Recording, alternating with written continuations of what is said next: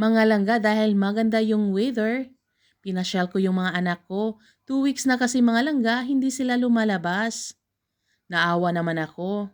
Kaya ito nga, bago ko sila pinakain, pinalaro ko muna sila mga langga para naman mapawisan.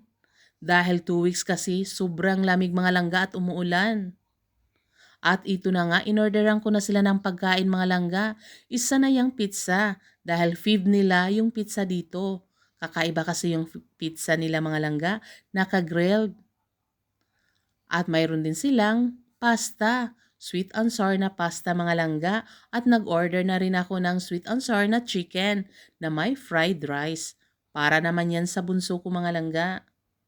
At yung para sa akin, yung California na sushi. Dahil yan ang gustong-gusto ko mga langga bukod sa tempura. At ito na nga yung pinakatanghalian namin mga langga. At nagpasalamat naman ako dahil yung mga anak ko ay masaya at busog na busog sila sa pagkain. Yan naman ang importante, masaya sila at nagustuhan nila yung pagkain. Kaya ano pa ang inaantay natin mga langga? Samahan niyo kami sa aming tanghalian. Kainan na!